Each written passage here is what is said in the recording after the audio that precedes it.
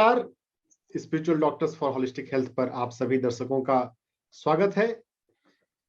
Sunday morning winter को enjoy करते हुए आप अपने कमरे में बैठे हुए, अपने घर में बैठे हुए नॉलेज सेशन हमारे साथ आप सुन सकते हैं। हर संडे हम आपके लिए एक holistic doctor having holistic approach को ढूंढते हैं और लाते हैं। और आज का टॉपिक मेरा बहुत ही फेवरेट टॉपिक है, क्योंकि मैं अपनी क्लिनिक प्रैक्टिस में मैं इस पर काम करता हूं। मैं अपने लगभग सभी पेशेंट्स को, या डिपेंड करता है, बहुत पेशेंट्स को इसका यूज करवाता हूं, सिखाता हूं। तो EFT, जिन लोगों ने फ्लायर गौर से पढ़ा होगा उन्हें समझ में आ रहा होगा, emotional freedom tapping. Doctor Sandeep. सभी दोस्तों को बहुत बहुत नमस्कार, गुड मॉर्निंग। बहुत प्यार भरी सुबह की शुरुआत करते हैं। संडे का दिन है और EFT के बारे में जैसे डॉक्टर रंजन ने बताया, तो मेरा भी यही हाल है। This is very scientific technique. और पहली बार जब हम अभी सेशन से पहले बात कर रहे थे तो ये बात कर रहे थे पहली बार कब सुना। हमने सुनी चीजें बहुत बार होती हैं, लेकिन पहली बार एक्सपीरियंस कब किया, पहली बार उसके बारे में डिटेल में जानने की कोशिश कब की। तो मेरा सफर तो सिर्फ 2 साल पुराना है। जो जानने की कोशिश, नाम सुना हुआ था, नाम तो हमने बहुत चीजों का सुना होता है, लेकिन उसको एक्सपीरियंस करना, उसको एंजॉय करना या उसको सीखना, वो बहुत बड़ी बात होती है। मैंने पहले 2 साल पहले सुना इसका नाम, लगभग 4-5 साल पहले डॉक्टर गिरधर का जब सेशन हुआ था, लास्ट सेशन, तब इसके बारे में जाना। और फिर उस सेशन के बाद मैंने उसको सीखा और उसके बाद बहुत सारी बुक्स खरीदी और मैंने इसकी प्रॉपर ट्रेनिंग ली। तो ये मुझे लगता है हर एक लाइफ में जो ह्यूमन बीइंग है उसका एक स्टेजेस होती हैं। जैसे मैं अपनी स्टेज की बात करूं तो बीइंग ए डॉक्टर, पहले मैं बहुत अगेंस्ट था इन सब चीजों पे। ये सब चीजें बेकार होती है, माइंड कुछ नहीं होता, मेडिसिन काम करती है सब कुछ। ये जो बात करते हैं ये वेले लोग हैं, इनका क्लिनिक नहीं चलता है तो इसलिए ये लोग काम करते हैं। तो ईमानदारी से मेरा ऐसे था। I will very honest on that. तो फिर धीरे धीरे लाइफ आपको सिखाती है सब चीजें, तो धीरे धीरे आप सीखना शुरू करते हैं। आपको लगता है ये लोग महान लोग हैं यार, ये लोग कर सकते हैं, मैं नहीं कर सकता। हाँ, बात काम की चीज तो है लेकिन मेरे लिए नहीं है। तो फिर धीरे धीरे आपको लाइफ में लगता है यार ये चीजों की मुझे जरूरत है, इन चीजों में मैं दिमाग लगा के थक चुका हूँ। अभी मुझे दिल लगाना है और माइंड लगाना है और इसको हील करना है। तो धीरे धीरे आप इसके असर दिखना शुरू करते हैं अपनी लाइफ के ऊपर, अपनी फैमिली लाइफ के ऊपर, अपने क्लाइंट्स के ऊपर। फिर धीरे धीरे विश्वास होता है। फिर आपका जो पेंडुलम होता है, इस साइड जो अगेंस्ट वाला होता है सेंटर में आता है, फिर इस साइड में आ जाते हैं। और EFT भी मेरे लिए ऐसा ही रहा है। तो शुरू में बोलते थे ये यार टैपिंग है, टैपिंग से क्या होगा, ये फालतू की बातें, एक स्टेटमेंट बोलते रहो, ये ऐसे ऐसे करके करते रहो और इससे क्या फर्क पड़ता है। तो जब खुद एक्सपीरियंस किया यार, ये तो मैजिकल है, जादू है। जिसको बड़ी बड़ी मेडिसिन ठीक नहीं कर पाती है, उसको रात को सोते वक्त ऐसे कर लो, सुबह उठ के वक्त ऐसे कर लो, और आपकी इतनी इतनी हीलिंग हो जाती है। और आज तो हमारे साथ द एक्सपर्ट डॉक्टर गिरधर, जो कि चंडीगढ़ से हैं, खुद साइकेट्रिस्ट हैं, HOD हैं डिपार्टमेंट के, और बहुत ही शानदार तरीके से समझाते हैं। और डॉक्टर गिरधर के बारे में थोड़ा सा बताना चाहूंगा दोस्तों को, डॉक्टर रंजन आपको भी। मैं इनके बहुत सारे क्लाइंट्स और उनके सारे दोस्तों को मिला हूं मैं। जैसे किसी का फोन आता है तो वो लोग ऐसे बात करें, डॉक्टर गिरधर सब में ऐसे फैमिली मेंबर होते हैं। अच्छा डॉक्टर गिरधर वो तो अपनी बंदे हैं, अच्छा डॉक्टर गिरधर वो तो बहुत अच्छे इंसान है। तो अब किसी इंसान के बारे में इस तरह से सुनते हैं थर्ड पार्टी से, तो that means that person is a really spiritual. तो एक एक कसौटी पे खरा उतरता है जब आपके बारे में बाकी लोग बोलते हैं। डॉक्टर गिरधर उसी तरह के आदमी हैं, उस तरह के डॉक्टर हैं। तो मुझे फील होता है I am very fortunate, we are very fortunate. हर संडे एक सत्संग होता है, उसमें इतने शानदार, जानदार और नॉलेजेबल और इतने अच्छे ह्यूमन बींग आते हैं जिनको मिलके दिन और हफ्ता बन जाता है। और डॉक्टर रंजन, अभी कुछ दिनों पहले डॉक्टर संदीप, मैंने एक पोस्ट डाला था, पता नहीं आप अपनी व्यस्तता में उसे देख पाए कि नहीं। 5 must read for doctors. 6 books थी उसमें, हाँ, पढ़ा है मैंने। वो तो अगर आप टेक्स्ट पढ़ेंगे तो उसमें 7 थी। हाँ। तो अल्टरनेटिव फील्ड में इतना काम हो रहा है कि ज्यादातर डॉक्टर्स को वो बात पता नहीं होती। तो इसमें मैं वो जो 7 बुक्स थी उसमें से मैं सिर्फ 2 का आज जिक्र करता हूँ। एक है द टीलोमियर इफेक्ट, Yes. जो हमारे पुराने श्रोता हैं उन्हें शायद पता होगा। नोबेल प्राइज मिला है एलिजाबेथ ब्लैकबर्न को टीलोमियर और टीलोमेरेज पर काम के लिए। टीलोमियर क्रोमोसोम के लास्ट में एंड कैप होता है, प्रोटेक्टिव एंड कैप। हर एक बीमारी में पाया गया है कि टीलोमेयर छोटा होता जाता है। एलिजाबेथ ब्लैकबर्न ने इस बुक में जो लिखती है कि साइंटिफिक अंडरस्टैंडिंग को सिंपल लैंग्वेज में ट्रांसलेट करना एक बहुत डिफिकल्ट टास्क है, बहुत हमें मेहनत करनी पड़ी है। तो ये समझ में आता है जब हम बुक को पढ़ते हैं तो कि किस तरह से डीप आते हैं और फिर इजी लैंग्वेज है। तो जो इसमें लाइफ स्टाइल मेडिसिन आता है उसमें स्ट्रेस बस्टिंग मेथड्स में ईएफटी का मेंशन आता है। तो Nobel prize winning scientist EFT recommend कर रही है, तो हमें ईएफटी को थोड़ा देना चाहिए समय। और दूसरा एक बुक मैं रिकमेंड करता हूँ, रेडिकल रिमिशन और रेडिकल होप। बहुत अच्छी। कैंसर पे स्टेज 4 कैंसर भी रिमिशन होता है, और वो भी तब जब ऐसा केस है स्टेमाटिस मोराइटिस का, जब वो इलाज नहीं करा सकता, कॉस्ट अधिक है। ऐसा केस है जो जहां पे कीमोथेरेपी के साइड इफेक्ट इतने हुए कि अब नहीं कर सकते। तो केली टर्नर ने ऐसे सैकड़ों मरीज का इंटरव्यू और उनके हीलर का इंटरव्यू किया है। तो इसने 11 फैक्टर आइडेंटिफाई किए हैं जो इन सभी लोगों ने प्रयोग किए, और उसे 11 फैक्टर में 8 फैक्टर एनर्जी से जुड़े हुए हैं, एनर्जी साइकोलॉजी से जुड़े हुए, इमोशन से जुड़े हुए। और ईएफटी का भी उसमें रिस्पेक्ट के साथ नाम आता है। ईएफटी प्रैक्टिस करने से हम अपने इमोशन को बैलेंस कर सकते हैं, और कैंसर को भी हील करने में ये बहुत बड़ा हेल्पफुल टूल है। तो और emotion is the bridge, main stream medical science में बात नहीं होती है, लेकिन हमारे साथ डॉक्टर साइकेट्रिस्ट हैं डॉक्टर विजय गिरधर सर, वो बात करते हैं इस इमोशन की और ईएफटी की। टाइम हो गया है हमारा 11:11। तो डॉक्टर विजय गिरधर, आपका स्वागत है इंडिया के सबसे बड़े platform spiritual doctor for holistic health, जहाँ पे डॉक्टर्स आते हैं और हमें ज्ञान देते हैं, सब लोगों को एक नया ओपनिंग देते हैं, और धीरे धीरे धीरे धीरे लाइफ के अंदर, माइंड के अंदर, स्पिरिट के अंदर ट्रांसफॉर्मेशन आनी शुरू हो जाती है। डॉक्टर गिरधर के बारे में थोड़ा सा मैं बता चुका हूँ, थोड़ा बताना चाहता हूँ अभी officially. Doctor Girdhar is a psychiatrist, और चंडीगढ़ में ये एचओडी है 32 सेक्टर में, और बहुत ही अच्छे इंसान हैं। और आज आप सुनेंगे तो मेरी जो बातों पे आपको यकीन आ जाएगा।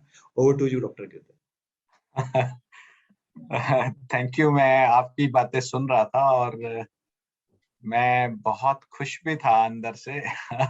आप बहुत अच्छा इंट्रोडक्शन देते हो, थैंक यू सो मच।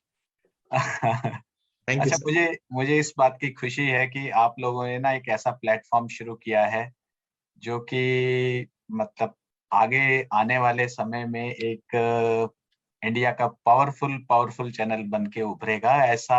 और अभी भी है, ऐसा नहीं है कि अभी नहीं है, बहुत सारे डॉक्टर रिस्पेक्ट करते हैं और मुझे खुशी है मैं इस प्लेटफॉर्म के साथ जुड़ा हूँ।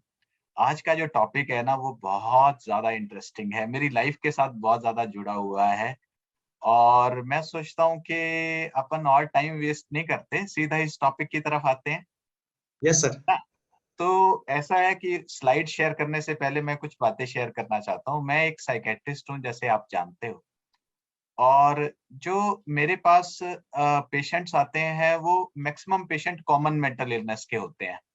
अब डॉक्टर रंजन आप भी पेशेंट्स देखते हो, डॉक्टर संदीप आप भी पेशेंट देखते हो। जो कॉमन मेंटल इलनेस के पेशेंट हैं वो मैक्सिमम पेशेंट एंजाइटी डिसऑर्डर्स के होते हैं।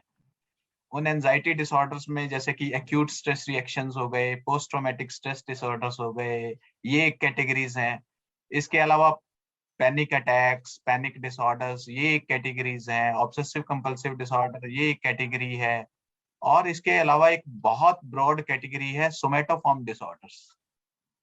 अब सोमैटोफॉर्म डिसऑर्डर्स में आप जानते हो कि साइकोलॉजिकल सिम्टम्स और सोमैटिक सिम्टम्स का आपस में मिश्रण है। सोमैटोफॉर्म डिसऑर्डर्स में अगर आप मेडिकल कॉजेज ढूंढने की कोशिश करोगे, जितनी भी इन्वेस्टिगेशंस करवाओगे, तो वो यूजुअली उसमें कुछ भी नहीं मिलता है। और जनरली फिजिशियंस जो हैं या जो मेरे ईएनटी के फ्रेंड्स हैं या और वेरियस डॉक्टर्स हैं, वो फिर साइकेट्रिस्ट के पास रेफर कर देते हैं सोमैटोफॉर्म डिसऑर्डर्स के पेशेंट्स को। अब जब ये पेशेंट्स आते हैं हमारे पास, तो ऑनेस्टली स्पीकिंग एक तो घबराए हुए होते हैं, वो चाहते नहीं कि वो साइकेट्रिस्ट के पास जाएं। दूसरी बात, अगर वो चाहते भी हैं कि अगर जाएं तो वो चाहते हैं कि उन्हें ना दवाइयां ना खानी पड़े।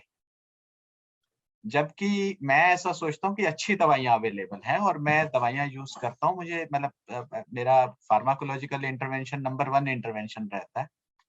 लेकिन प्रॉब्लम ये है कि हम भी नहीं चाहते कि वो एंटी एंजाइटी मेडिसिन लंबे समय तक खाएं। 2 वीक्स 3 वीक्स इतना सफिशिएंट है, इससे ज्यादा कोई भी साइकेट्रिस्ट नहीं चाहेगा कि उसके पेशेंट्स एंटी एंजाइटी ड्रग्स खाएं, राइट। और long term anti anxiety drugs के अपने साइड इफेक्ट्स भी हैं, आप जानते हो, पेशेंट भी नहीं लेना चाहता है। और ऐसी स्टडीज कंडक्ट की गई हैं जिनमें देखने की कोशिश की गई है कि पेशेंट की प्रेफरेंस क्या है, साइकोलॉजिकल ट्रीटमेंट प्रेफरेंस है कि फार्माकोलॉजिकल इंटरवेंशन प्रेफरेंस है। तो आपको जान करके हैरानी होगी कि 3/4 ऑफ द पेशेंट्स स्टडीज के हिसाब से वो साइकोलॉजिकल इंटरवेंशन पहले नंबर पर मांगते हैं, और अगर मेडिकल इंटरवेंशन या फार्माकोलॉजिकल इंटरवेंशन मांगते भी हैं तो वो शॉर्ट टर्म के लिए मांगते हैं। जबकि हमारे जितने भी गाइडलाइंस हैं उसमें एक्यूट स्ट्रेस रिएक्शन को छोड़कर, जिसमें शॉर्ट टर्म के लिए बेंजोडाइजेपिन और काउंसलिंग दी जाए, उसके अलावा बाकी सभी ट्रीटमेंट 6 मंथ्स एंड अबव के हैं, राइट। तो एक कैटेगरी ऑफ पेशेंट तो मेरे पास आ गए, ये कॉमन मेंटल इलनेस वाले, जिसमें एंजाइटी डिसऑर्डर्स हो गए और डिप्रेसिव डिसऑर्डर्स हो गए। अब आपने जैसा इंट्रोडक्शन में कहा कि मेरा इंटरेस्ट है साइकोलॉजी की तरफ और स्पिरिचुअलिटी की तरफ, तो बहुत सारे ऐसे भी मेरे क्लाइंट्स हैं, मैं उन्हें पेशेंट नहीं कहूंगा, बहुत सारे ऐसे भी मेरे फ्रेंड्स हैं, क्लाइंट्स हैं, जो मुझसे बात करना चाहते हैं अपनी नेगेटिविटी को लेकर। या तो उनके अंदर नेगेटिव फीलिंग्स हैं, या नेगेटिव इमोशंस हैं, या नेगेटिव सेंसेशंस हैं, या नेगेटिव परसेप्शंस हैं, या वो नेगेटिव अनुभवों से गुजर रहे हैं, लेकिन वो पेशेंट नहीं है, राइट। वो डायग्नोस्टिक क्राइटेरिया में नहीं आ रहे हैं, और वो पेशेंट बनना भी नहीं चाहते, लेकिन वो मुझसे बात करना चाहते हैं कि इसका सॉल्यूशन क्या हो, राइट। और आपको मैं किसी पहले प्लेटफॉर्म में बता चुका हूँ कि मैं खुद भी जब डिप्रेशन के थ्रू गुजरा, तो ऑनेस्टली स्पीकिंग मैं भी बहुत ज्यादा दवाइयां नहीं खाना चाहता था। हालांकि दवाइयों ने मुझे बेनिफिट दिया, एंटी डिप्रेशन ने मुझे काफी बेनिफिट दिया, लेकिन दवाइयों को मैं एक पैसिव मेथड देखता हूँ हीलिंग का। अब हम पेशेंट को भी तो एम्पावर किया जाना चाहिए ना, क्लाइंट को भी तो एम्पावर किया जाना चाहिए। मैं अपने आप को भी एम्पावर करना चाहता था, रूपांतरण लाने के लिए, ट्रांसफॉर्मेशन लाने के लिए। तो मेरी जर्नी में मैंने 2005 में योग और प्राणायाम सीखना शुरू किया। अब इसमें कोई दो राय नहीं है कि योग और प्राणायाम एक बहुत अच्छा एंटी एंजाइटी का काम करता है। यस और नो, आप एग्री करते हैं ना इस बात से, राइट। तो उसमें जैसे यम है, नियम है, प्राणायाम है, प्रत्याहार है, धारणा है, ध्यान है, समाधि है। अब ये जो धारणा, ध्यान और समाधि, ये मेंटल एक्टिविटी पर काम कर रही है, राइट।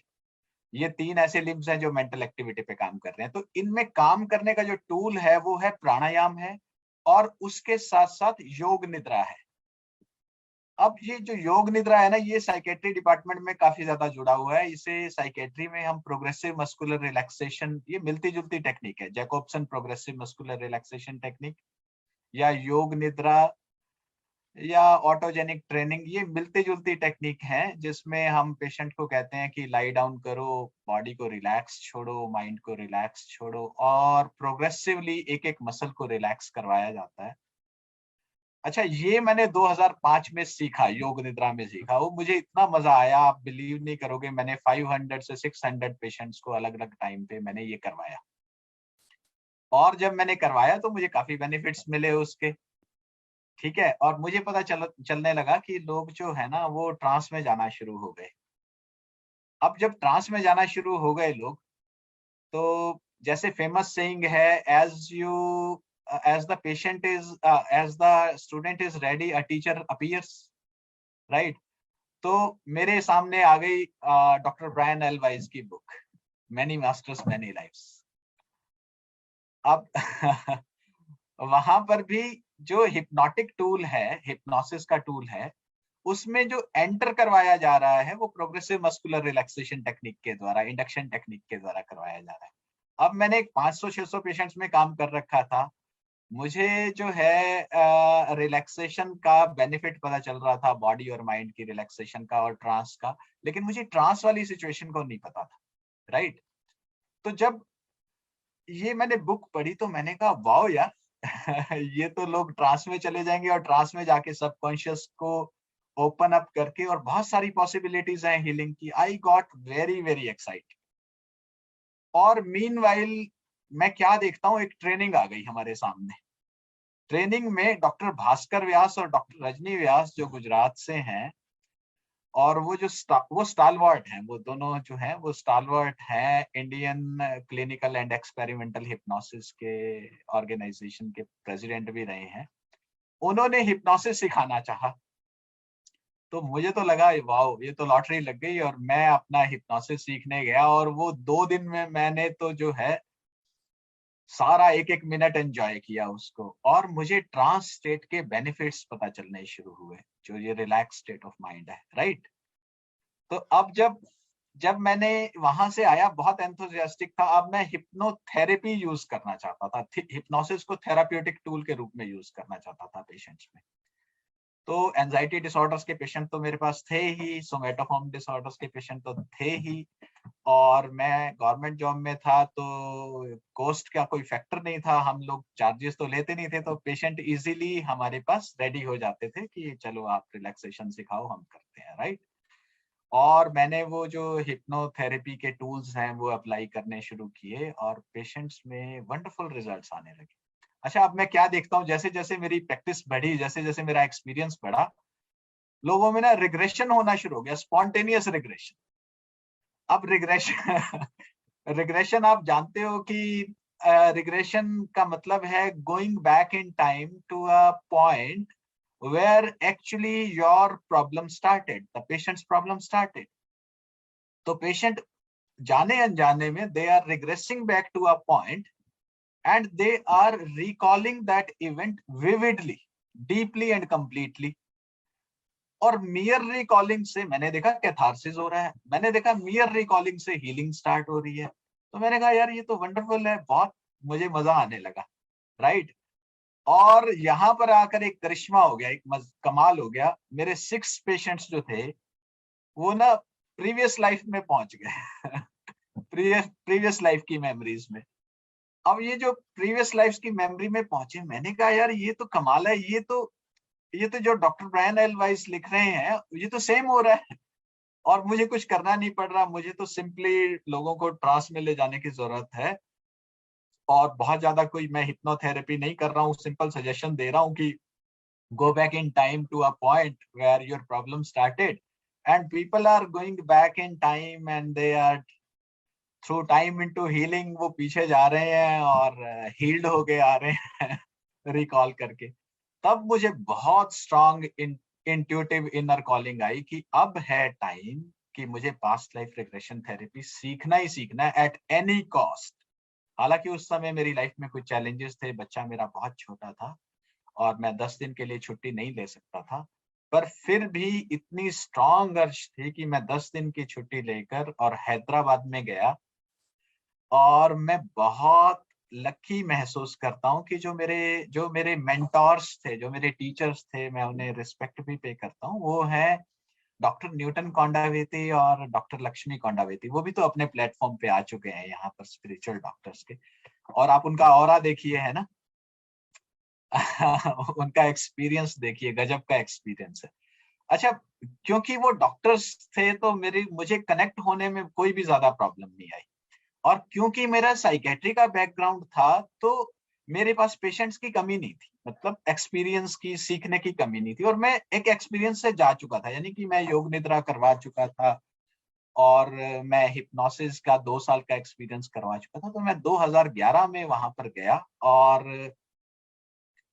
मैं आपको बताऊं आज भी जब मैंने वो उनका art and science of past life regression therapy नाम का कोर्स है वो अटेंड किया, very beautiful days, very beautiful days. मैं आपको बता नहीं सकता, जब लास्ट में उन्होंने कमेंट्स मांगे कि बताइए कैसा रहा कोर्स, सभी पार्टिसिपेंट्स, हम 58 पार्टिसिपेंट्स थे, तो सबसे कमेंट्स मांगे कि लिए आपके लिए कैसा कोर्स रहा।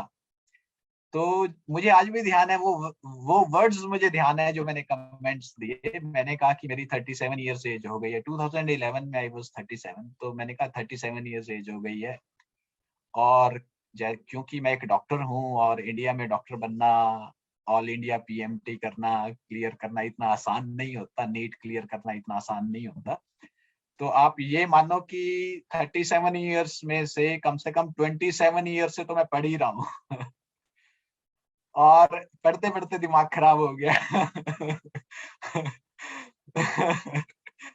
मैंने ऐसे ही बोला, पढ़ते पढ़ते दिमाग खराब हो गया, लेकिन लाइफ में आज तक, पूरे जीवन में आज तक आप बिलीव नहीं करोगे, मैंने ऐसा कोर्स नहीं पढ़ा जो मैं यहाँ पढ़ के जा रहा हूँ।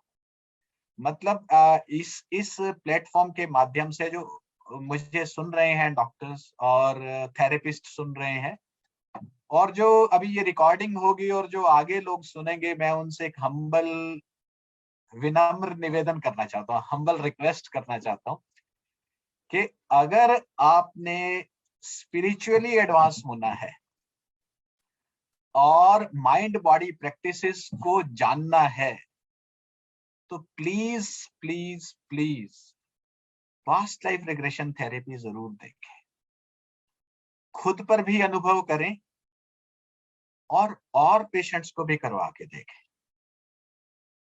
जब मैं वहां से आया तो मैं इतना एंथुसियास्टिक था कि मैंने क्या किया, सुबह ओपीडी करना और शाम को एक केस ले लेना। जैसे मैंने कहा सर्जन्स भी तो करते हैं ना, ओपीडी करते हैं और ओटी रख लेते हैं रात शाम को 1 2 3, है ना। तो मैंने भी रख लेना कि मैं भी रख लूंगा। तो मेरे आसपास वाले डॉक्टर कहते क्या बात, आपने घर नहीं जाना और मुझे इतना एंजॉयमेंट मिल रहा होता था कि मैं आपको बता नहीं सकता।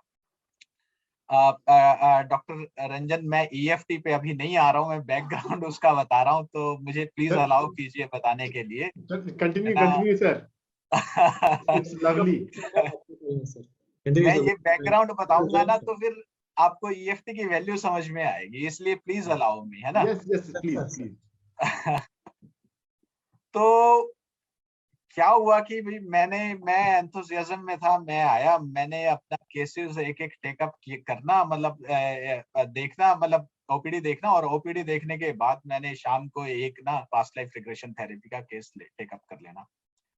और उस समय हमारी सुसाइड प्रिवेंशन हेल्पलाइन चलती थी, तो मेरे साथ में साइकोलॉजिस्ट भी जुड़े हुए थे, उनको भी मजा आता था, वो पूरा प्रिपेयर करके रखते थे पूरा ना, उनको भी बड़ा एंथुसियाज्म था।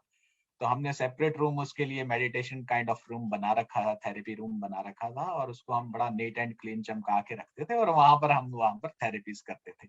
पेशेंट को भी बहुत मजा आता था क्योंकि उस समय कोई डिस्टरबेंस होती नहीं थी, राइट।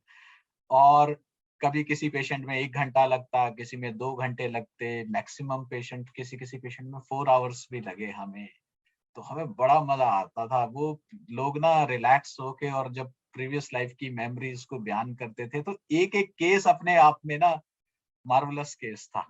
और मुझे ये बताना चाह रहा हूँ कि पास्ट लाइफ रिग्रेशन थेरेपी से ना पता चला इस पावर का कि जो ट्रांस स्टेट में ना आप के पास एक पावर पैदा होती है कि आप अपने सबकॉन्शियस में से वो वाली मेमोरीज उभार कर लाते हो जो कि आपको ऑर्डिनरी स्टेट में नहीं याद है, राइट। और वो मेमोरीज जब उभर कर आती हैं, ना केवल वो मतलब ना केवल वो एक न्यू रिविलेशन देती है, बल्कि कैथारसिस भी होता है और पेशेंट हील्ड भी हो जाता है, सिग्निफिकेंटली हील्ड हो जाता है। अब इस बैकग्राउंड के साथ मुझे मजा बहुत आ रहा था, लेकिन प्रॉब्लम ये थी कि दिन भर में मैंने 40, 45, 50 पेशेंट्स देखे, तो मैं सिर्फ एक पेशेंट को ही हेल्प आउट कर पा रहा हूँ, जबकि मैं चाहता था ज्यादा पेशेंट को हेल्प आउट करना। तो अगेन वही बात हुई, when the say student is ready, a teacher appears। और मेरे एक पेशेंट, एक ब्यूटीफुल कपल, मेरी एक वो जो लेडी पेशेंट थी, उनके हस्बैंड ने क्या किया, ईएफटी की एक नई बुक लॉन्च हुई थी, और उन्होंने वो बुक जो ऑर्डर की मेरे लिए, और वो बुक मेरे लिए ले आए। वो मैं आपको दिखाऊंगा, वो बुक आगे, जॉन फ्रीडम की वो बुक थी।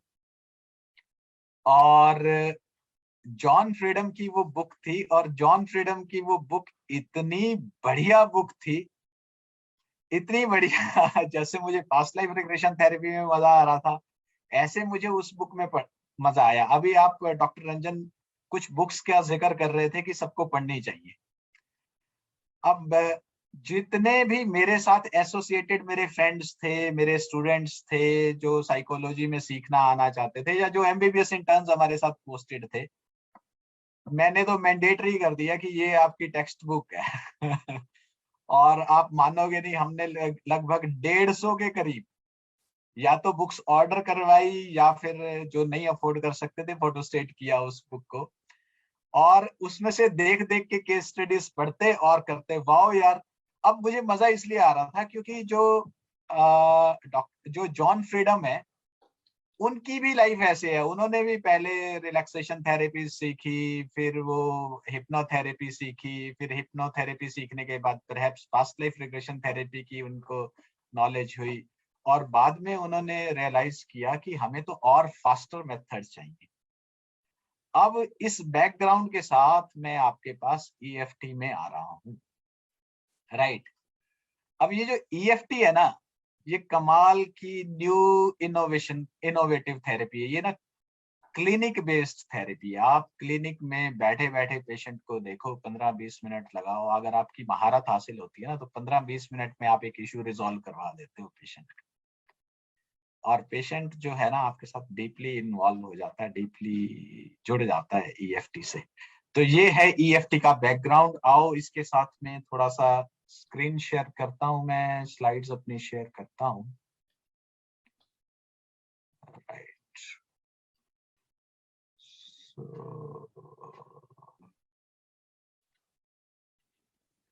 सो आपको मेरी स्लाइड्स नजर आ रही हैं? अभी नहीं नजर आ रही सर, अभी आ जाएगी। अभी नहीं नजर आ रही? नहीं, अभी ओके। आप नजर आ रहे हैं। हाँ, अभी आप नजर, सिर्फ आप नजर आ रहे हैं।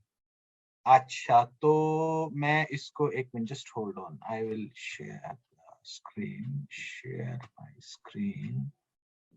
अभी सर ने जिन जिन बुक्स का नाम बोला, doctor Brian Weiss, doctor Newton Kondaveti, अभी देखिए, अभी मेरी स्क्रीन आपको नजर आ रही है? अब विजिबल है सर। Okay okay. तो मैं ये बता रहा था कि मेरे पास जो पेशेंट्स आते हैं ना, उनमें जो emotions, negative feelings, negative experience, negative sensations, ये बहुत कॉमन होते हैं। तो मोस्ट कॉमन जो मुझे अपने पेशेंट्स में देखने को मिलता है ना, वो दिखता है frustration, sadness, shame, fear, grief, guilt, sadness, depression, despair, envy, etcetera etcetera. ये बहुत कॉमन है। आप एग्री करते होंगे इस बात से? Right. हाँ, अगर हाँ तो आप प्लीज बीच में बोलिए। Yes, agree right. sir. तो a large body of research identifies association between physiological and psychological symptoms. Meta-analysis of 244 studies found an association between psychological symptoms and somatic syndromes. Large-scale international study found a significant association between depression and somatic symptoms. ये मैं बता चुका हूँ कि ये इस तरीके के। हाँ जी, आप कुछ कहना चाह रहे हैं? सर, जो मेन स्ट्रीम मेडिकल प्रैक्टिस जो है, मेन स्ट्रीम हाँ मेडिकल प्रैक्टिशनर जो है, वो हाँ। इस बात को ही अभी नहीं जानते कि psychology and somatic syndrome are deeply interconnected. यहीं से रो पाथ अलग हो जाता है। Okay okay okay. Mind has role. मैं ये आपको बताना चाह रहा हूँ कि साइकेट्री में मैं अब हूँ, और सोमेटोफॉर्म डिसऑर्डर बहुत कॉमन मेरे पास आते हैं डॉक्टर रंजन। और जितना मैं आगे बढ़ता जा रहा हूँ, देखो मैंने 2003 से अपनी प्रैक्टिस शुरू की थी, अब 2022, 19 साल हो गए हैं। मुझे रत्ती भर भी डाउट नहीं है कि सोमैटिक सिम्टम्स के अंडरनीथ जो है वो जो शारीरिक लक्षण है ना, उसके अंडरनीथ मनोमय कोश है। अब ये प्रिंसिपल ना मैंने आयुर्वेदिक प्रिंसिपल से सीखा है। आयुर्वेद कहता है कि हम 5 लेयर्ड बॉडी है ना। तो 5 लेयर्ड बॉडी में ये स्थूल शरीर हो गया, स्थूल शरीर के अंदर मनोमय कोश हो गया, मनोमय कोश के अंदर, आप बताइए नेक्स्ट कोश, प्राणमय कोश हो गया, है ना। और प्राणमय, हाँ जी हाँ जी, आप कुछ बोल रहे थे आप। अन्नमय, प्राणमय, मनोमय, विज्ञानमय, आनंदमय। क्या बात है, क्या बात है। मैं भूल जाता हूँ कि मैं मास्टर्स के साथ बैठा हूँ। तो ये जो प्राणमय कोश है ना, ये प्राणमय कोश पे डॉक्टर रंजन आप तो एक्यूपंक्चर और एक्यूप्रेशर में एक्सपर्ट हो, ये प्राणमय कोश पे काम करना बहुत आसान है। आप एग्री करते हो इस बात से? बिल्कुल एग्री करते हैं सर। और चाइनीज ने बहुत ज्यादा काम किया है, इंडियंस ने बहुत ज्यादा काम किया है इस पर। यस। और धीरे धीरे वेस्टर्न वर्ल्ड भी ये समझ रहा है कि अगर हम एनर्जी बॉडी पर काम करें और माइंड बॉडी टेक्निक्स को मिला दें तो एक पावरफुल टेक्निक का जन्म होता है। इसीलिए तो बात हो रही है ईएफटी की। राइट। द आगे थिंग बढ़ते सर हैं। कि ये डिफिकल्ट नहीं है, लेकिन अवेयरनेस वो नहीं है। हाँ, वो इसलिए मैं समझता हूँ कि सही भी है, क्योंकि साइंस आगे बढ़ती है एविडेंस के बेसिस पर। और एनर्जी बॉडी का एविडेंस आप अभी भी आज भी विकिपीडिया खोल लो, आप देखोगे कि ये कहा जाएगा कि एक्यूपंक्चर और एक्यूप्रेशर स्यूडो साइंस है। यस। आपको मैं स्लाइड दिखाऊंगा, वो लिखते हैं आयुर्वेदिक स्यूडो साइंस है। मैं मतलब मैं अब क्या बोलूं, आप तो जानते हो। चलो आगे बढ़ते हैं। Right. So clinical EFT, emotional freedom technique, is an evidence-based self-help therapeutic method, and over 100 studies demonstrated its efficacy. It's a novel therapy. It combines both cognitive and somatic elements. Systematic reviews and meta-analysis have demonstrated its efficacy for both physiological and psychological symptoms. A current research bibliography lists more than 100 studies published in peer-reviewed journals. जो मेरे friends ज्यादा scientific attitude वाले हैं, please ये research EFTuniverse.com पर जाइए। Right. Studies have shown that significant declines are found in anxiety, depression, post-traumatic stress disorder, emotional pains, cravings. Doctor Ranjan, craving word से मुझे ध्यान आया, मुझे ना एक स्किन डिसऑर्डर है जिसको सोरियासिस बोलते हैं, और आप जानते हो कि सोरियासिस का फ्लेयर अप होता है। यस। कुछ लेटेस्ट इंफॉर्मेशन इंटरनेट पे ये शो करती है कि अगर आप अपना फूड हैबिट्स चेंज कर लो तो आपके जो सोरियासिस है वो काफी सिग्निफिकेंटली डिक्रीज हो जाती है। डॉक्टर संदीप जोत, आप तो इसमें एक्सपर्ट हो, है ना? अगर अगर अगर फूड हमारा चेंज हो जाए, डाइट हमारी चेंज हो जाए, तो हमारे ये ऑटो इम्यून डिसऑर्डर्स हैं वो सिग्निफिकेंटली रिड्यूस हो जाते हैं, है ना? तो आपसे ही एक्सपर्ट गाइडेंस लेकर मुझे क्रेविंग थी मीठे की। आप मानोगे नहीं, मैं टिपिकल हरियाणवी हूँ।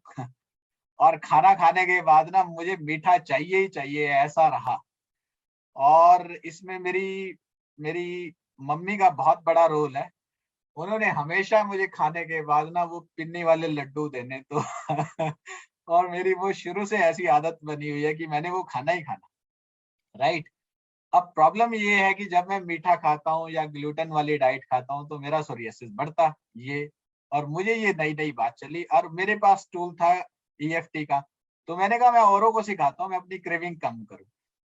तो आप मानोगे नहीं, मुझे 15 दिन लगे और आज मैं उस क्रेविंग से 99.9% फ्री हूँ। आप क्लैप कर सकते हो मेरे लिए। और मैं बहुत हम्बलनेस से बता रहा हूँ ये बात आपको, ऐसा नहीं कि मैं मीठा खाता नहीं। अब मीठे ने मुझे गुलाम नहीं बना रखा, मेरी हैबिट ने मुझे गुलाम नहीं बना रखा। मेरी चॉइस होगी तो मैं खाऊंगा, मेरी चॉइस होगी तो नहीं खाऊंगा। आगे चलते हैं। डॉक्टर गिरधर, मैं आपसे और सारे दोस्तों से एक बात कहना चाहूंगा। हाँ। अगर आप देखें तो आपने बहुत सारे ऐसे लोग देखे होंगे, और भी देखे होंगे, लेकिन बहुत कम लोग ऐसे देखे होंगे जो HOD हो डिपार्टमेंट के और इतने बच्चे की तरह हो, दिल से खुले हो और इतने हम्बल हो। तो फॉर दैट हम सभी लोग डॉक्टर गिरधर के लिए एक क्लैप और एक थम्स अप तो जरूर कर सकते हैं। आप रिएक्शन में जाके वो देते रहे, उससे क्या होता है, एक मोटिवेशन आता है। And this is thing that we can learn from person who comes. जरूरी नहीं नॉलेज होती है वही हमें सीखना है या वही हमें कुछ देती है। जो वो कह रहे हैं, जो पर्सनैलिटी वो है, it carries something. So we have to learn that thing also, that जो हम स्पिरिचुअल डॉक्टर पे सीखते हैं। Yes doctor Girdhar, thank you. अच्छा, जो आपने ये बोला ना कि आप चाइल्ड लाइक हो जाते हो, मैं डॉक्टर रंजन से मिला, मैं दिल्ली गया, डॉक्टर रंजन से मिला। मतलब आप तो शायद पर्सनली मिले होंगे, आपस में हम लोग पिरामिड के नीचे बैठे। अच्छा, डॉक्टर रंजन कमाल के चाइल्ड लाइक है। मुझे लगता है कि अगर हम पढ़ाई करें और हमारी ईगो टेम हो जाए तो मजा ना आ जाए, बहुत बड़ी बात है डॉक्टर है रंजन। ना? डॉक्टर रंजन बहुत बड़ी बात है। मैं भी आपसे डॉक्टर रंजन की बात करूंगा तो क्यों ये चीजें शुरू होती हैं, क्योंकि हम सेशन से अगर बाहर नहीं आए, लेकिन सेशन का पार्ट ही है ये। डॉक्टर रंजन से मैं फिजिकली बहुत देर के बाद मिला। हम लोग एक दूसरे 10 साल से जानते थे, व्हाट्सएप के थ्रू और थ्रू मैसेज करना और करना।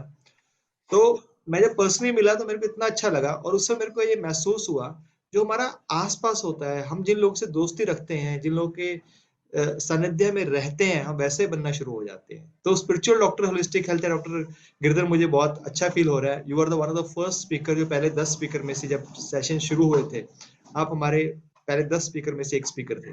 और आज ये चैनल जो ग्रो किया है, लोगों से जुड़ा है, तो इसका एक कारण ये भी है क्योंकि हम एक ग्रुप बना रहे हैं, एक ऐसा सोच बना रहे हैं, इकट्ठे रहें तो हम सभी लोग अपने आप को हील कर सकते हैं, लाइफ को बेटर कर सकते हैं, और ओवरऑल इस प्लेनेट को बहुत खूबसूरत बना सकते हैं।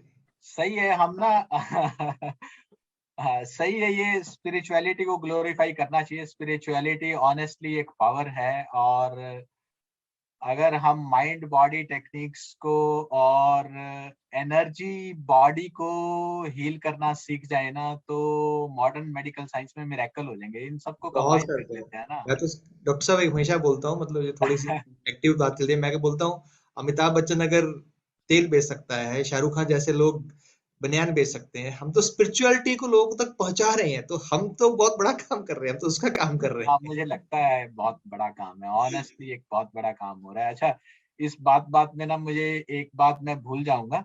आपने कहा कि मेरे बारे में कहा कि ये चाइल्ड लाइक पर्सनैलिटी हो गई। मैं आपको बताऊं, ये पहले नहीं था, मैं तो बड़ा अहंकारी था। इगोइस्टिक था मैं ना, बहुत ज्यादा। और बात बात में महसूस कर जाता था, चीजें महसूस कर जाता था, फील कर जाता था। My family knows about me. तो पता है क्या हुआ, ये जो ईएफटी कर करके ना मैंने काफी सारे इश्यूज रिजॉल्व किए। और आपको जान करके खुशी होगी कि ईएफटी का जो जो कल्मिनेशन है ना, ईएफटी में जो आगे बढ़ के आता है, उसमें क्या होता है कि पर्सनल पीस प्रोसीजर नाम का एक कॉन्सेप्ट है। अगर आप 3 महीने से 6 महीने ईएफटी कर लेते हो ना, तो आप काफी सारे अपने इश्यूज को रिजॉल्व कर चुके हो। अब जब आप इश्यूज को काफी सारे रिजॉल्व कर चुके हो, तो आपका जो है ना, चित्त जो होता है वो क्लियर हो जाता है ना। और वहां ना सत्य की स्थापना होने लग जाती है चित्त में। मतलब जैसा आप अंदर से हो, जैसा मन से हो, वैसा वचनों से होने लग जाते हो, और वैसा ही कर्म से होने लग जाते हो ना। मनसा वाचा कर्मणा में एक अलाइनमेंट होने लग जाती है। अब देखो, जैसा चित्त क्लियर होगा ना, तो चित्त में पता किसका वास होता है? चित्त में हायर कॉन्शियसनेस का वास होता है।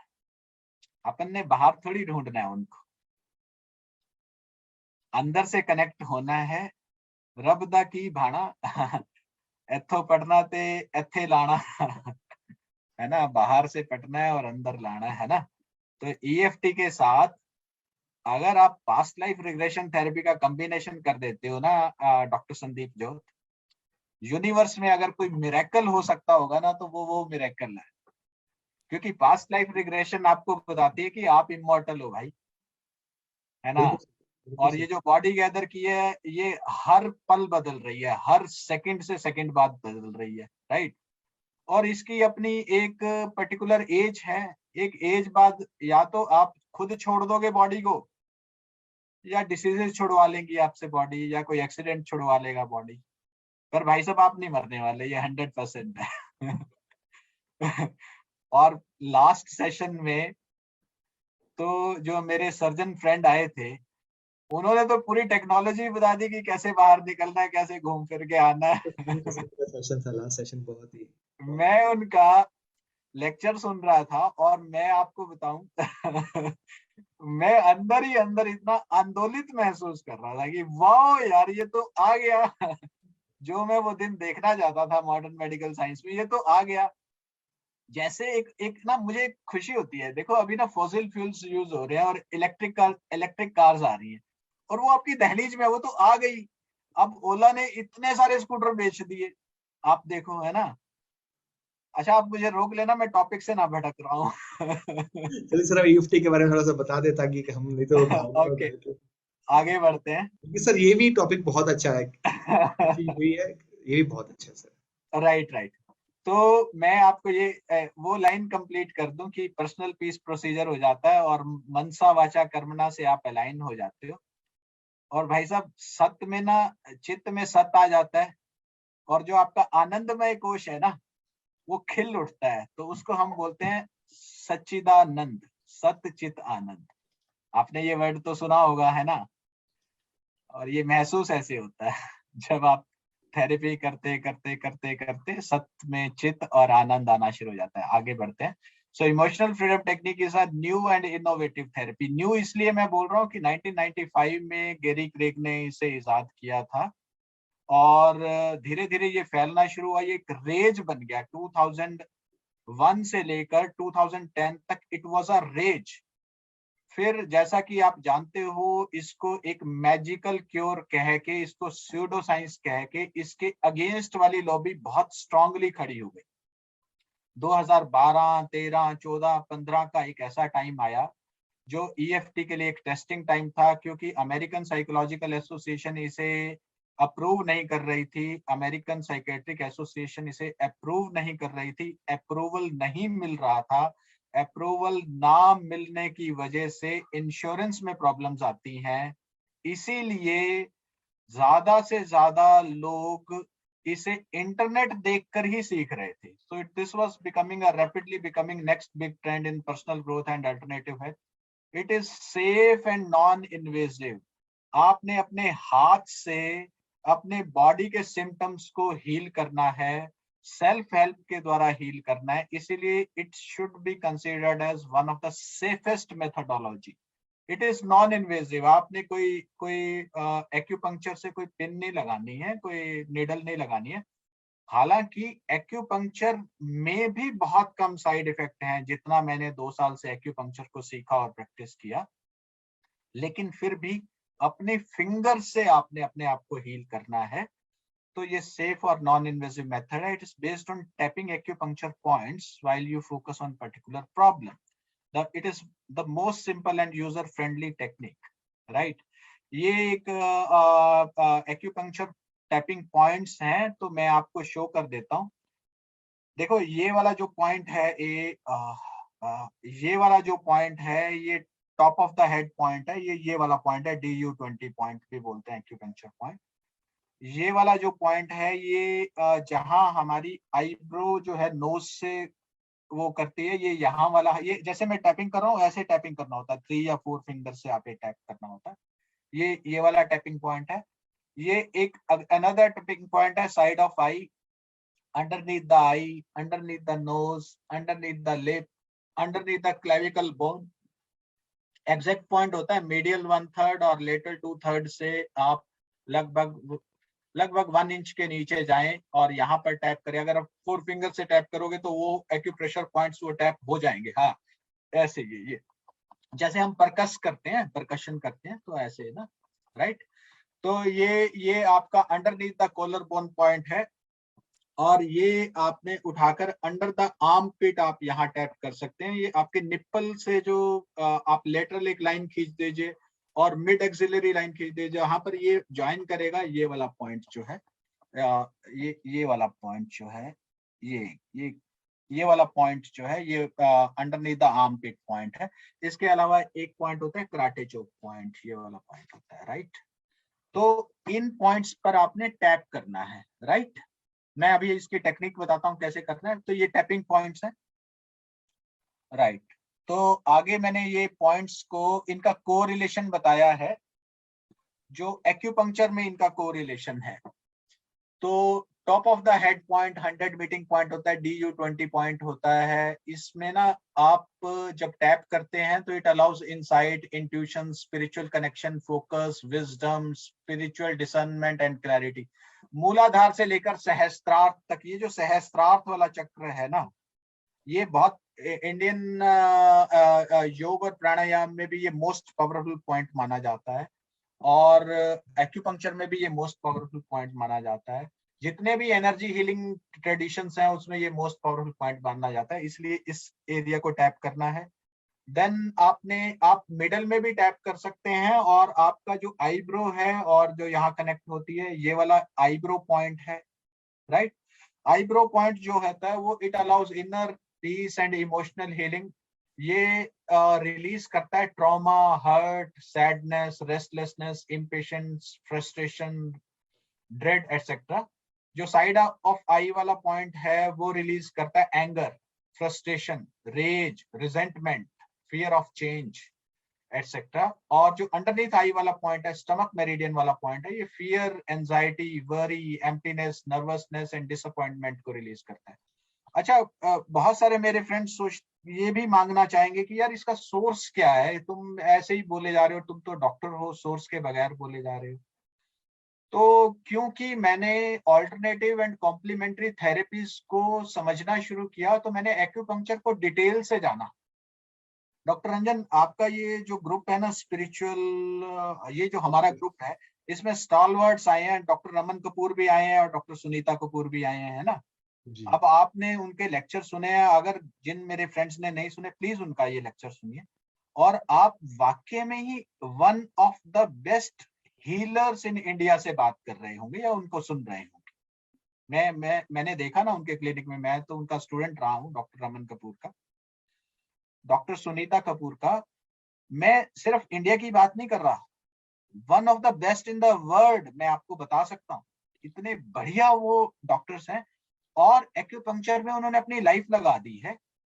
तो जो एक्यूपंक्चर के जो थ्योरीज है ना, ये पॉइंट्स वहां से उठाए गए हैं। और एक्यूपंक्चर में एन नंबर ऑफ स्टडीज हैं, आप स्टडीज जाकर आप सर्च कर सकते हैं। तो इसलिए मैं ये ऐसे ही नहीं ये लिंक बता रहा, ये इसके पीछे सारी स्टडीज हैं, अवेलेबल है, right. I hope doctor Ranjan आप विश्वास करोगे। 100%। Okay okay, right. तो अब ये अंडर नोज पॉइंट है, ये गवर्निंग मेरिडियन का पॉइंट होता है, और जो है ये रिलीज करता है embarrassment, shame, guilt, grief, fear of ridicule, powerlessness, fear of failure, psychological reversal को। ये अगला पॉइंट जो चिन वाला पॉइंट है, ये confusion, uncertainty, embarrassment, shame, second guessing decision को। इस तरीके से ये सारे ना कुछ इमोशंस को रिलीज करते हैं। नेक्स्ट स्लाइड पे आते हैं। तो ये कॉरेस्पॉन्डिंग एक्यूप्रेशर पॉइंट मैंने दिखाए 3 या 4। ये top of the head DU20 point है।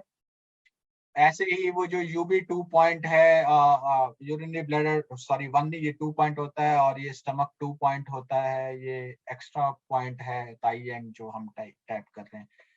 एंड आगे बढ़ते हैं।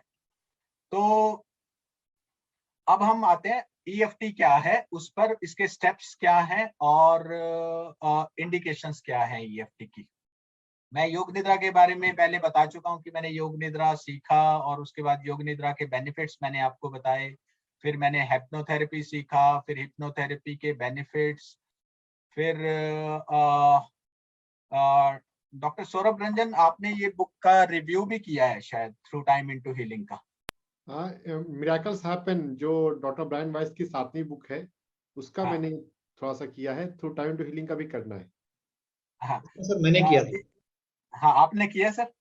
मैंने किया था रिव्यू सर इसका। Very good, very good. Doctor Sandeep, बहुत अच्छा है आपने इसका रिव्यू किया। डॉक्टर संदीप, मैंने ना अपनी पूरी लाइफ में देखा है 2011 से लेकर 2021 तक जितने भी मैंने पास्ट लाइफ रिग्रेशन थेरेपी के केसेस किए, एक होता है बुक पढ़ना, एक होता है बुक को जीना अपनी OPD में। तो मैंने इनको जिया है, पेशेंट्स के साथ जिया है और लकीली अपनी लाइफ में भी जिया है तो थ्रू टाइम इनटू हीलिंग होता है यार, है ना। और लॉ ऑफ कर्मा इससे एस्टेब्लिश होता है भाई, जैसा काम करोगे ना वैसे फल पाओगे, और जरूरी नहीं है कि इसी लाइफ में पाओगे, आने वाली सब्सिक्वेंट लाइफ में पाओगे, बिकॉज लाइफ तो आनी जानी चीज है। आप इमॉर्टल हो, तो बॉडी तो आती रहेंगी आगे से आगे आगे। अच्छा, यहाँ एक बात और भी कहना चाहूंगा।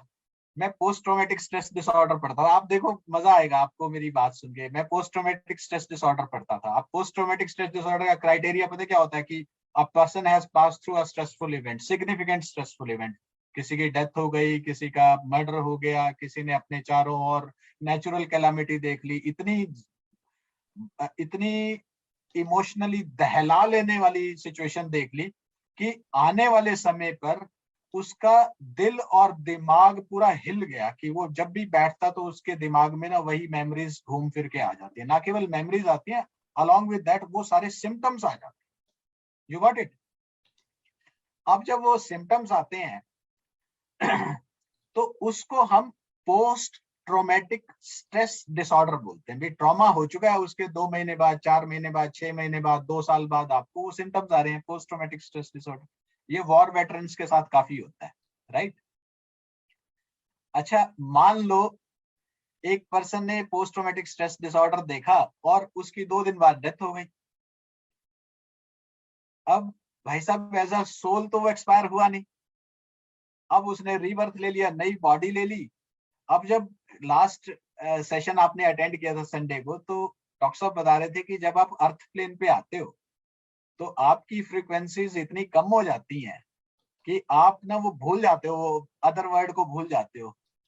मतलब की कह के आया है कि कर्म ने तेरे पीछे से क्या कह के तुम आए होते हो, और यहाँ अगर सारा भूल जाते हो तो वो फॉरगेटफुलनेस हो जाती है। इसलिए ना सिखों में गुरु कहते हैं सिमरन याद कर, भाई याद कर तू कहाँ से आया है, सिमरन कर, स्मरण कर कहाँ से आया और क्या कर्म कर रहा है यहाँ पर आके। एनीवेज, तो जब हम नेक्स्ट लाइफ में आए और हमें चाइल्ड लाइक बॉडी मिली और वो धीरे धीरे बॉडी बड़ी हुई, अब ना पेरेंट्स समझ पाते कि ये बच्चा क्यों रो रहा है, और ना बच्चा एक्सप्रेस कर पा रहा है, क्योंकि उसे हो सकता है दूसरे कल्चर में बॉडी मिली हो, लैंग्वेज का फर्क हो, लेकिन अंदर उसके वो पोस्ट ट्रॉमेटिक स्ट्रेस डिसऑर्डर चल रहा है, राइट?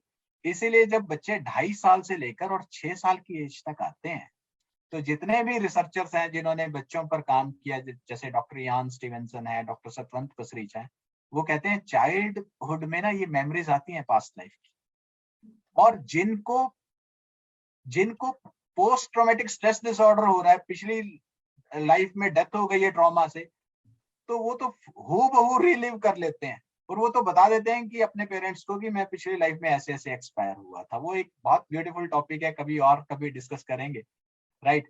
तो थ्रू टाइम इनटू हीलिंग के थ्रू मैं ये बताना चाहता हूँ कि मैंने ये सब जिया। ओके, तो इस बैकग्राउंड के साथ मैंने बताया मुझे इमोशनल फ्रीडम टेक्निक के ऊपर ये बुक मेरे एक पेशेंट ने दी। ये एक वंडरफुल बुक है। जिन लोगों ने मैं रिक्वेस्ट करूंगा डॉक्टर रंजन, आप इस बुक को भी प्लीज कंसीडर कर लो, जो आप सबको सजेस्ट करते हो उसके अंदर। और आप डॉसन चर्च को कर रहा हूँ सर, माइंड टू मैटर। हाँ, डॉसन चर्च, डॉसन चर्च की ब्लिस ब्रेन और डॉसन चर्च का जो सर जो बुक है ना, उसमें जो कॉन्शसनेस पे काम है ना, हमारे गामा ब्रेन वेव और डेल्टा ब्रेन वेव, उसको वो स्टडी भी इसमें शामिल किया गया है। तो इस कारण से मुझे ये बुक ज्यादा रिलेवेंट लगी है। इसको भी नीचे रखेंगे लिस्ट में। अच्छा, अभी मैं आपको एक और स्टालवर्ड से मिलवाऊंगा जिनका हमारे व्हाट्सएप ग्रुप पे नाम हो रहा था, और उनका नाम है डॉक्टर डेविड फिनस्टीन। डेविड फिनस्टीन और डोना एडन। तो मैं उनका आपको अभी आगे दिखाता हूँ। ये है जॉन फ्रीडम। ओके, ये है गेरी क्रेग। गेरी क्रेग एक्चुअली टेक्निक तो ही वाज द फाउंडर। अभी यहाँ किसी ने मैसेज में डाला था कि डॉसन चर्च ने EFT नाम सजेस्ट किया। एक्चुअली गेरी क्रेग हैं जो फाउंडर हैं टैपिंग टेक्निक के, founder of emotional freedom technique. खास बात क्या है कि he is neither a psychologist nor a licensed therapist. He is a Stanford engineering graduate and an ordained minister. Ordained minister होने के कारण spirituality के नजदीक है, और सर स्टैनफोर्ड इंजीनियर होने के नाते ये एनर्जी के नजदीक है। अब ये बात डॉक्टर संदीप मैं आपसे चर्चा करना चाहता हूँ यहाँ पर। जब हम MBBS डॉक्टर बनते हैं ना, तो हमने 11th और 12th में फिजिक्स, केमिस्ट्री और बायोलॉजी पढ़ा होता है। अच्छा, फिजिक्स को हम उतना लाइक नहीं करते होते जितने भी डॉक्टर्स हैं। ये बात सच है? बिल्कुल सही है सर। थोड़ा धीरे प्लस टू में करते हैं, लेकिन धीरे धीरे हमारा उससे इंटरेक्शन कम हो जाता है, तो फिर हम धीरे धीरे हाँ, जब हम आ गए, अब हम MBBS में आ गए, तो फिजिक्स से पीछा छूट जाता है। पर फिजिक्स से पीछा छूटने का मतलब है एक ब्यूटीफुल साइंस से पीछा छूट जाता है, जहां पर आप मैटर और एनर्जी दोनों को पढ़ रहे हो, राइट। अब अनफॉर्चुनेटली एमबीबीएस में आप सिर्फ मैटर पढ़ते हो, एनर्जी भूल जाते हो। एग्जैक्टली सर, ये बात बहुत बड़ी बात मैं बोल रहा हूँ। बहुत बड़ी बात है सर। इसी का ही तो सारा पुआड़ा है, इसी का तो सारा पंगा गिराया हुआ है। फिर एनर्जी हम भूल जाते हैं, और हम कहते हैं जब एनर्जी की कोई बात करता है तो हमारा ध्यान जाता है एटीपीज पर। अब एडिनोसाइन ट्राइफॉस्फेट मॉलिक्यूल तो एनर्जी का एक करेंसी है, एनर्जी थोड़ी है भाई। एडिनोसाइन ट्राइफॉस्फेट टूटेगा तो kilo joules of energy release होगी। वो एनर्जी, ये जो मेरा हाथ चल रहा है उस एनर्जी, ये मेरे हाथ चलने में वो एनर्जी काम आएगी। ये जो मेरे मुंह से शब्द निकल रहे हैं वो साउंड एनर्जी के रूप में वो एनर्जी रिलीज होगी। वही एनर्जी मेरे अंदर थॉट्स बनकर बहेगी, और वही एनर्जी मेरे सेल्स के अंदर जो बायोमोलिकुलर चेंजेस हो रही हैं उसको चलाने में वो एनर्जी यूज होगी। इनफैक्ट बॉडी की कोई भी ऐसी एक्टिविटी नहीं है जो उस एनर्जी के बगैर ना हो रही हो। आप मुझे ये बताओ, सारा खेल एनर्जी का है और हम एनर्जी की बात ही नहीं कर रहे यार। यस, बिल्कुल सही बोल डॉक्टर गिरधर, हम एनर्जी की बात ही नहीं करते हैं, और हर तरफ तो एनर्जी है और एनर्जी के ऊपर ही काम करना चाहिए हमें। और EFT भी ऐसी ही टेक्निक है जो एनर्जी को चैनलाइज करती है। डॉक्टर रंजन, आप कुछ कह रहे थे? एनर्जी की बात हम नहीं करके, हम एनर्जी की बात नहीं कर रहे हैं, हम इमोशन की बात नहीं कर रहे हैं। बिना एनर्जी की बात किए, बिना इमोशन पर काम किए अगर हम सोचते हैं कि हम बीमारी को ठीक कर रहे हैं तो ये बहुत बड़ी नासमझी है, नहीं हो सकता। पॉसिबल ही नहीं है, पॉसिबल ही नहीं है। अगर आप सिर्फ एक फेसेट पे कर रहे हैं और सभी चीजों के ऊपर काम नहीं कर रहे हैं, तो बीइंग ए डॉक्टर हम लोग पेशेंट को ठीक नहीं कर रहे हैं, जिसको बोलते हैं उसकी जो इलनेस है उसको ही हम कम कर रहे हैं, उसको एक तरह हील, और उसको जो हेल्दी जो वर्ड है वो वर्ड हम यहाँ पे यूज नहीं कर सकते। हम उसको हेल्दी नहीं कर रहे हैं, उसकी एक जो सिम्टम्स है उसको ठीक कर रहे हैं, इससे ज्यादा कुछ भी नहीं। मेडिकल साइंस में कहा जाता है कि हमारे पास 56 डिजीज है जिसको हम हील नहीं कर सकते, और लेकिन टोटल टोटल 8000 डिजीजेस है। हाँ, तो बाकी में भी तो वो थोड़े समय के लिए चला जाता है, बाद में फिर से आता है। अगर फीवर का ट्रीटमेंट किया गया और बाद में फिर से कुछ दिनों के बाद फीवर आ रहा है तो वो तो रिलैप्स ऑफ सिम्टम कहा जाएगा, उसे हम क्योर तो प्रॉपर नहीं यूज कर सकते। लेकिन वहीं पर हमारे पास हैं डॉक्टर बर्नी सीगल जैसे सर्जन जिन्होंने माइंड बॉडी पर इतना काम किया कि वो कहते हैं कोई इनक्यूरेबल डिजीज है ही नहीं। बट इंटरेस्टिंग थिंग, उनका एक स्टेटमेंट है जो थोड़ा सा हंसी वाला है। There is no incurable disease but there incurable people are. Exactly. इस स्टेटमेंट को मैं थोड़ा इलाबोरेट कर देता हूँ तब कुछ लोगों को समझ में आ पाएगा। अगर हम एनर्जी की बात नहीं कर रहे हैं, अगर हम इमोशन पे काम नहीं कर रहे हैं, तो आपकी लाइफ में इनक्यूरेबल डिजीज रहेंगी। अगर हम एनर्जी पर और इमोशन पर, दो चीजें पर अगर हम काम करना शुरू कर देते हैं, हम डॉक्टर बर्नी सीगल के अनुसार तो 100% बीमारियों को, चलिए 100% हम नहीं माने, लाइफ स्टाइल मेडिसिन में 80 to 90% डिजीज पर तो बात हो रही है, 80 to 90% डिजीज को हम हील कर सकते हैं। क्यों कर सकते हैं?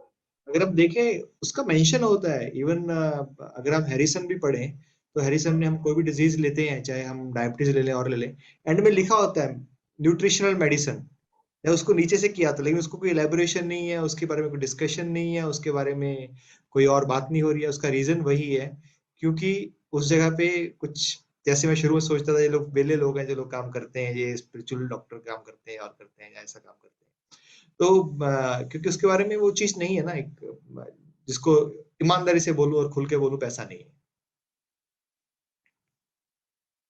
तो इसलिए बात भी बहुत कम होती है उसके बारे में। अब डॉक्टर रंजन, आपने एक कैंसर पेशेंट को ठीक कर दिया, मैं ईमानदारी से बात, डॉक्टर गिरधर भी ज्वाइन कर लेंगे, क्योंकि बात इतनी खुल के चल रही है, स्पिरिचुअल डॉक्टर के ऊपर टाइम भी मिल गया हमें बात करने का। तो आप अगर उनसे कुछ फीस लेंगे या बोलेंगे या एडमिशन के लिए बोलेंगे और करेंगे, बंदा बोलेगा यार थोड़ा टची तो किया है, थोड़ा एनर्जी तो दिया, थोड़ी सुइयां तो लगाई हैं, उसका इतना पैसा क्यों मांग रहे हैं? बल्कि कितने लोगों को ठीक हो सकते हैं। और वहीं पे जो इंसान है जो एक कीमोथेरेपी लेते हैं, कुछ और लेते हैं, पता है उसका नुकसान है, उसके साइड इफेक्ट है, और उसका रिमिशन होने के चांसेस ज्यादा है, और जिसको हम बोलते हैं 1 ईयर सर्वाइवल रेट बोलते हैं, 5 ईयर एक्सपेक्टेंसी बोलते हैं। अब पैनक्रियाटिक कैंसर हो गया, 4 स्टेज है, तो उसका डॉक्टर 2 महीने से ज्यादा बोलते नहीं है, और आपके पीछे जो बुक दिखा रहे हैं रेडिकल होप, ऐसे ऐसे ऐसे लोग हैं जिन्होंने कम से कम 10 10 15 15 40 40 साल की लाइफ जी है उस कैंसर को रिमिशन करके। तो अगर ये बातें सब लोगों तक पहुंचती हैं तो कहीं ना कहीं हमारे पास सोर्सेस नहीं है दोस्तों। आप लोग हैं, हमारे जो श्रोता हैं, हमारे साथ जुड़े हुए हैं, आप जब बातें करते लोगों के साथ, दिस इज पॉसिबल, तभी चेंज आएगा सोसाइटी में, तभी इसके बारे में बात होने लगी। ये थेरेपी का एक बार स्टेप्स बता देता हूँ आपको, राइट? तो ईएफटी के बारे में हमने बहुत सारी बात की है। तो ये करते कैसे? ये बहुत सिंपल टेक्निक है। 5 स्टेप्स हैं, only 5 steps, right? Step number 1, identify the issue which is bothering you. Step 1 क्या है? Identify the issue which is bothering you. ये कोई एक फिजिकल सिम्टम हो सकता है, ये कोई एक थॉट हो सकता है, ये कोई एक नेगेटिव एक्सपीरियंस हो सकता है, ये कोई पास्ट का कोई ट्रॉमेटिक इवेंट हो सकता है जो आपको बॉदर कर रहा है, right? And for the sake of this therapy आप ये बोल सकते हो कि ये वाला स्ट्रेसफुल इवेंट, राइट?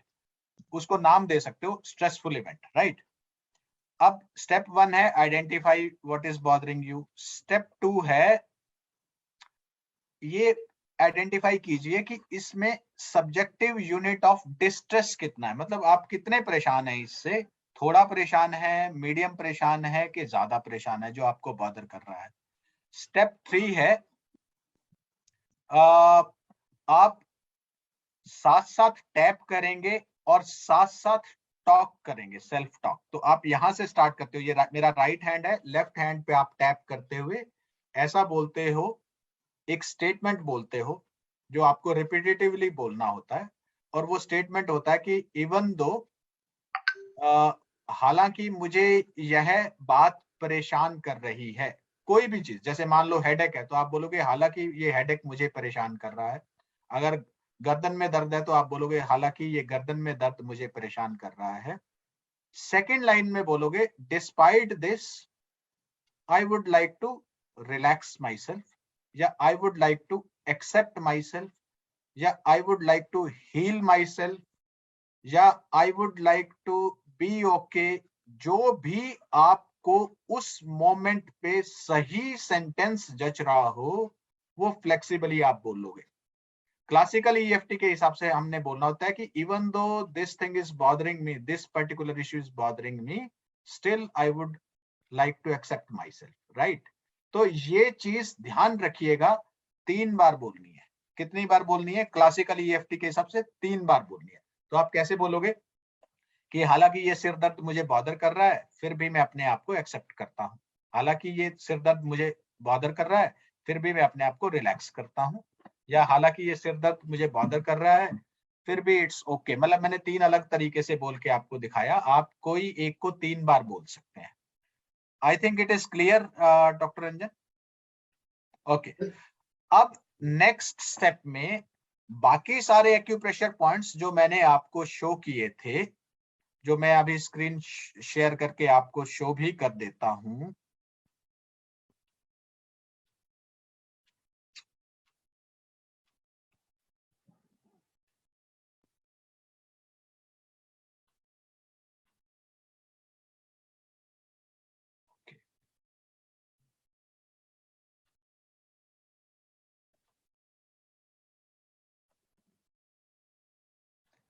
हाँ, बाकी जितने भी एक्यूप्रेशर पॉइंट्स हैं उन पर आप ऐसे बोलोगे कि ये वाला हेडेक, ये वाला हेडेक, ये वाला हेडेक, मतलब उस पर्टिकुलर जो चीज बॉदर कर रही है उसका नाम लेते हुए।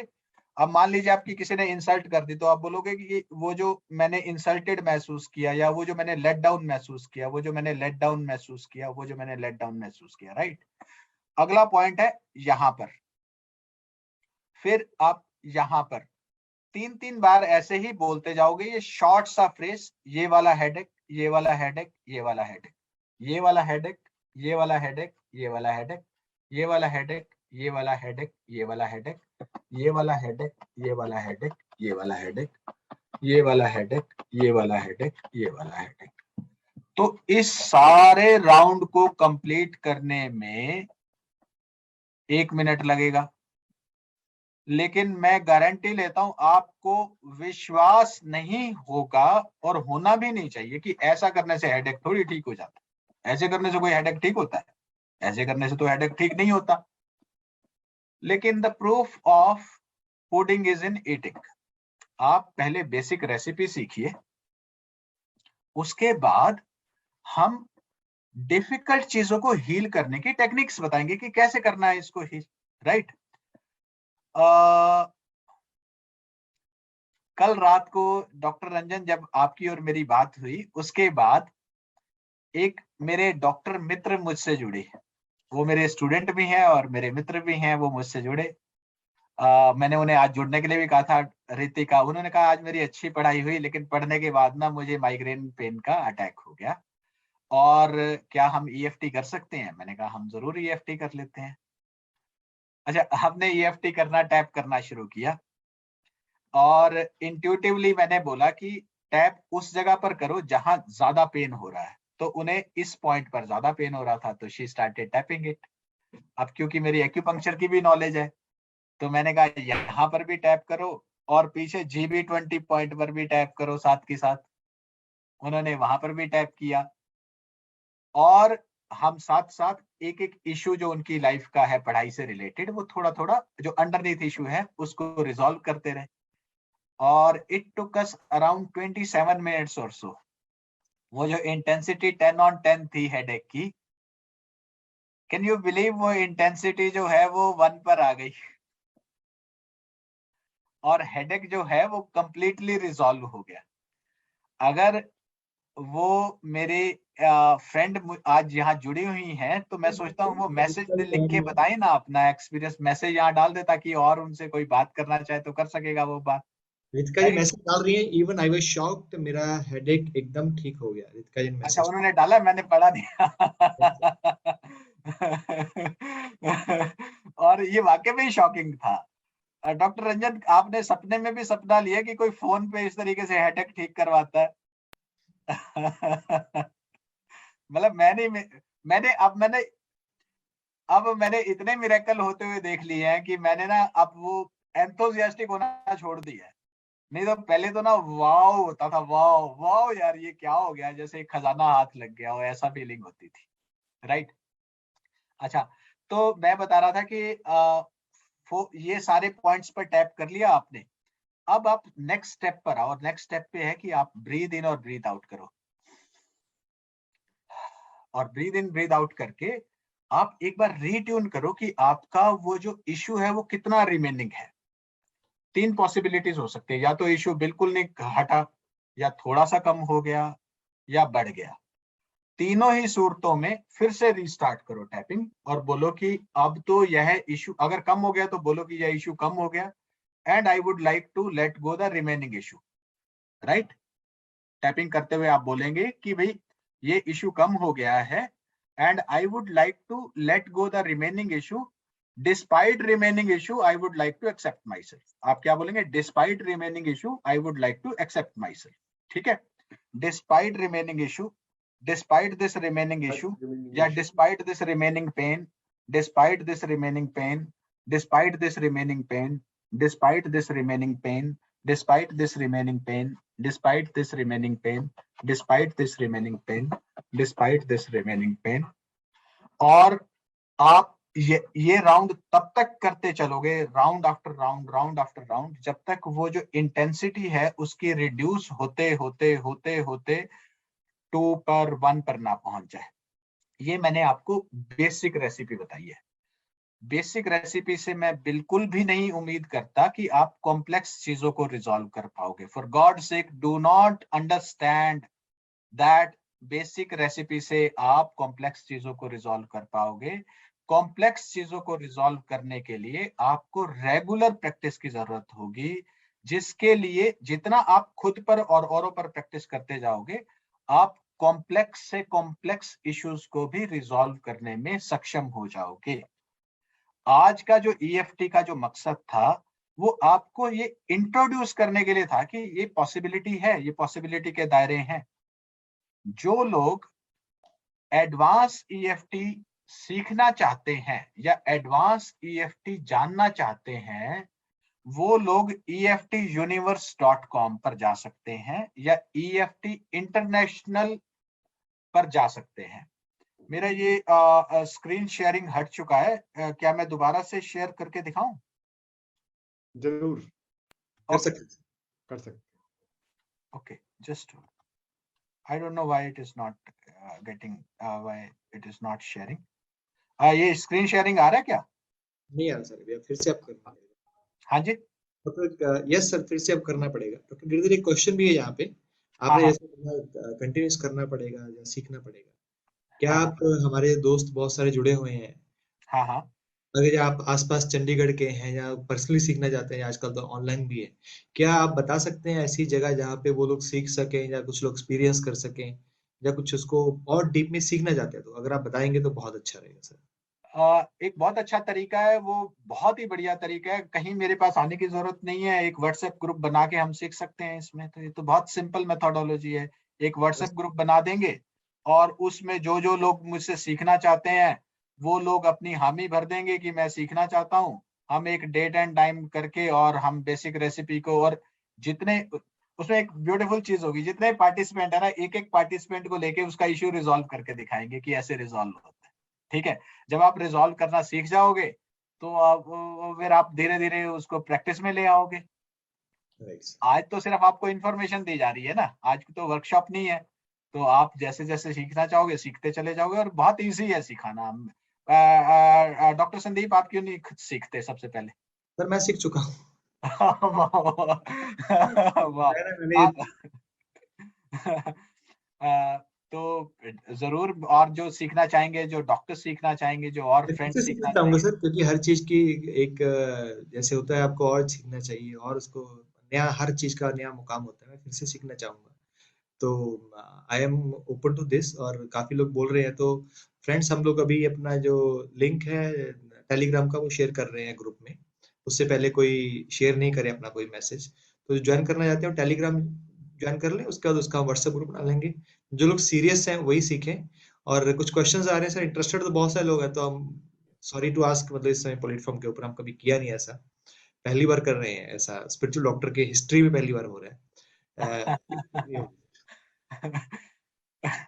मुझे पता है कि मेरा टॉक बड़ा डिसऑर्गेनाइज्ड सा और मिसमैनेज्ड सा है, बट दिस दिल इज को छू हाउ लेने वाला सर, सर दिल को छू लेने वाला था। दिल को छू लेने। ओके, तो जो लोग और एडवांस जानना चाहते हैं, thousands and thousands of videos are present on YouTube. आप यू नेम इट, आप हेडेक के लिए आप लिखिए कि EFT फॉर हेडेक और आपको हेडेक के लिए वीडियो मिल जाएगा। आप लिखिए कि भाई मेरे को ना फाइनेंशियल प्रॉब्लम है, मैं फाइनेंसेस से मतलब मेरी रिलेशनशिप ठीक नहीं है। आप EFT फॉर फाइनेंशियल रिलेशनशिप, आप कहो मैं मेरी स्पोर्ट्स में परफॉर्मेंस अच्छी नहीं आ रही है, मेरी एजुकेशन में पढ़ाई में परफॉर्मेंस अच्छी नहीं आ रही है, मुझे एग्जाम के समय में फियर और फोबिया होता है और एंजाइटी होती है। आप बस वो नाम डालो, आगे EFT लिख दो, आपको यूट्यूब पे वीडियो मिल जाएगा। राइट, तो इतना सारा रिसोर्स अवेलेबल है, और आपको स्ट्रेटेजीज मिल जाएंगी कैसे करने की। और हम तो यूट्यूब, आप व्हाट्सएप ग्रुप में हम बना के और सीख सकते हैं, इसमें no issues, no no no issues whatsoever.